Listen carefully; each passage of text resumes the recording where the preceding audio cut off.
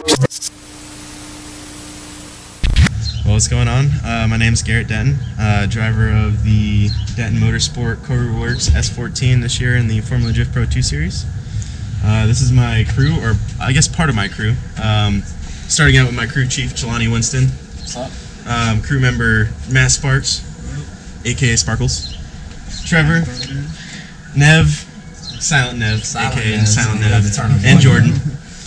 This is just part of my crew here right now. We're just here cranking out work, trying to get as much done to this thing as we can tonight, because we've got a little over a week to make it to Atlanta.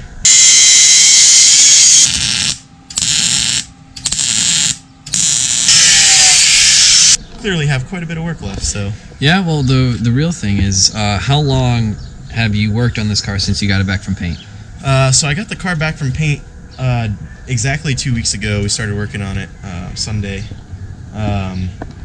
And so what have you gotten done since then? Since then, we've gotten quite a bit done. We've gotten the engine and trans all stabbed in it, made mounts for all of our extra coolers, catch cans. We mounted the rear Lexan, mounted a fuel cell, rear mount radiator.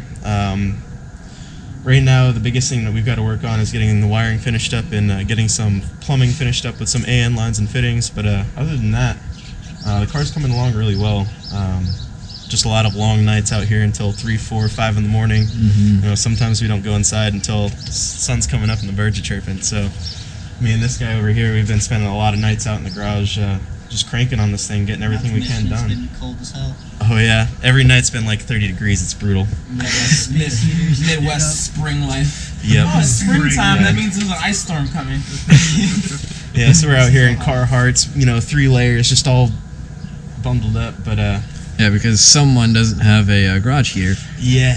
I've got a little space heater. It's just not enough to keep this thing warm. $100,000 in drift cars, no torpedo heater. Priorities. Savage. Frozen life.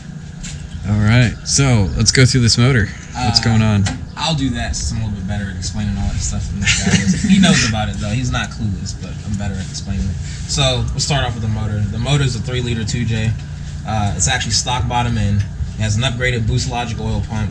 It has a Greddy alternator bracket because if you look, there's only one serpentine belt on this motor, and it just runs around the alternator and the ATI dampener that's there. It's upgraded timing belt, upgraded head gasket, upgraded studs, 264 cams, Inconel exhaust valves, stainless steel intake valves, and a CNC ported head by his uncle at what is his shop? Larry's Automotive in Groton, Connecticut. Check them out. They do good work. Hell yeah. All in the family. My buddy down in Columbus, Alex Linder, Sean Payne down at Boost Performance Autosport. They did the turbo manifold. It's got step primaries on it, increases torque, a little bit earlier spool, twin tile MBR wastegates, ball bearing GTW 3884R Garrett turbocharger, custom intercooler piping. This up here is all simple, all stuff you can buy off the shelf. DeRaw power steering cooler, DeRaw oil cooler, CX Racing intercooler. So if this gets banged up, you just buy it. It's nothing custom fabricated there. Garrett over here did the sweet pie cuts on the intercooler pipe, so I think that goes like that. Yep, there we go. So custom intercooler piping all done by him. It's got a ECU Masters EMU, like the basic, basic standalone in it. It's got an AIM digital dash. We're kind of fighting, trying to get that thing to work. We don't know how to hook that up. It's weird. It's got a tooth performance harness. I did the wiring harness. It's got 1300cc ID injectors, Bosch based, Boost Logic fuel row, air motor fuel pressure regulator, full radium out back, and obviously it's rear mount radiator, custom fabricated filler neck, drift motion adapter right here, and that's pretty much the gist of it. Did just under 700 horsepower last season on 25 pounds of boost, and that was without the CNC ported head and without the upgraded valves. This season it should be right at 700 on the same boost. Runs pump E85, no ignite, no race fuel, keeping it cheap. So the tune has to be pretty good because the E85 varies. So we try to bring our own E85 with us that we get from the same gas station, same time. Even though that gas station does change its mixtures, you know, it's tuned really safe. So. But that's pretty much the gist of the PowerPoint for it. Big old oil cooler, I left that out. oil block adapter over there. Chase Bay's power steering catch line, Chase Bay's brake lines. But that's pretty much it for the engine. Spec twin disc, P-trim. This is a CDO9 trans in it right now. It's probably going to blow up if we get to Atlanta. When we get to Atlanta, not if. It's not really an option. Yeah, it's not really an option. But we have a Samsung that's billet sequential 6-speed for it. It didn't get here until a couple days ago, so that's not going to be able to get in here in time because that requires tuning on the dyno and time we don't have. And then it's got GTR diff in the back, cause 2-way GTR axles. So that's pretty much the drive line. Cool. I'll let him walk you around the rest of the car. Yeah, so the hard technical tongue twisting part done. Yeah, there's a lot of cool stuff going on here. Oh yeah. It's definitely going to be a solid setup. For the suspension, we're running Feel coilovers this year. Big shout out to Feel coming on board and helping us out with a little bit of a sponsored deal there. Can't wait to drive on their coilovers. I know Odie and those guys over there know what they're doing with them. They've custom valved everything. You tell them your setup and they'll custom valve them for you. So those should be awesome. We got the WiseFab front suspension. We got their new V2 kit this season.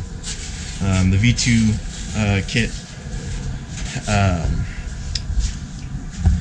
has a lot of modifications, I guess, done to it compared to the V1. It fixed a lot of the issues that we were having with it, with the binding at lock and having a bit of a twitchy feel. In the V2 kit, they eliminated a lot of that. Also, they came out with their rack relocation kit, which moves the steering rack about 2 inches further forward, so you no longer have to use the offset rack spacers, which kind of put a lot of strain and tension on your rack. And anyone that's had to find a rack for a 240 knows that it's not a fun task. It's pretty hard, and when you do find one, they're pretty expensive. So it's always nice to reduce wear and tear on that any way we can. So the offset rack relocation should help with that. But that's basically it for the front suspension. Oh, also we got our Bink Industries blade type sway bar in here. That should help with wheel clearance. Cool. Fits up in there nice and tight. And then we got the paint. Oh yeah. So this isn't Paint's so clean. This isn't the actual body color. Still dripping. No, not yet. So this is the just the chassis. And Yep, the chassis we wanted to go with honestly more of a bright red, more of like a red like that. But once it got sprayed onto the car, it came out a couple shades darker than we expected. It's because Garrett never sent me a paint code. And This is true. All I have is 1x1 paint blotches to try to match the cell phone picture, and I'm like, I guess that looks right. And then we get the car back and it's like maroon. And I was like, that's not red, but it looks cool though. Definitely drop the ball. This is like a knockoff Garage Moon Power color. We're like we're not quite in Garage Moon Power, but we trying though. We're not quite blooded. We didn't get blooded in yet. We ain't get blooded in yet. We just trying. So shout out to Dustin Miles. That's the frenemy. That's gonna be like the Pro 2 frenemy. It's us and Dustin Miles battling for Style Kings. It's not going to look good for Atlanta, but that's just the compromise we have to make in order to get it there, you know. Yeah. So hopefully in the gap, we have about a 3-month gap between Atlanta and St. Louis. We'll get all the body kit in, get it painted.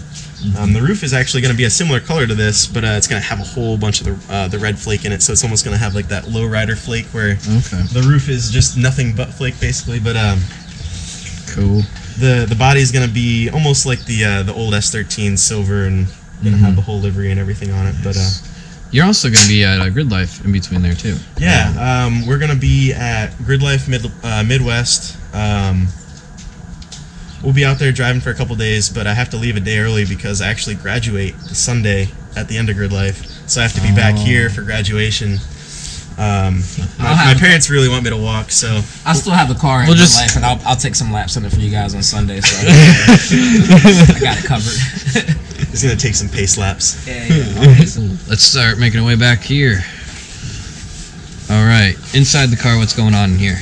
So inside the car, we wanted to try and keep as much of a full interior as possible. As you guys will find out later on in the season, not so much for Atlanta, but our whole team and basically is about the hot boy look. You know, as clean as possible, body wise, exterior and interior. So I really wanted to fit as much of the factory interior, especially with the S14s. The door cards kind of wrap into the dash, so I really wanted it to look nice and clean. We've got OMP seat, OMP fire suppression. OMP, I think, makes some of the comfiest seats out there. CoreyWorks, our sponsor CoreyWorks, hooked us up this year with the Grip Royal wheel. So we got our CoreyWorks Grip Royal 330. There you go. 330 millimeter. It's really comfortable. I like these nice little finger divots in the back, kind of grip right onto it, real nice. NRG quick release, also hooked up by CoreyWorks. Dudes over there have been really helping us out a lot. They hooked us up with our Voodoo 13 Hydro, which is also really nice. Can't wait to get some laps in with that. The handle feels real nice and comfy. Awesome. Also on the interior, we're going to have a AIM MXL digital dash hooked up to our ECU Master ECU. As Jelani was saying, we're having some issues figuring out how to hook that up right now, but we'll get it worked out and get that in the car for Atlanta. And then also the CarTech PDM, which I'll have to let Jelani explain to you guys a little bit what that does.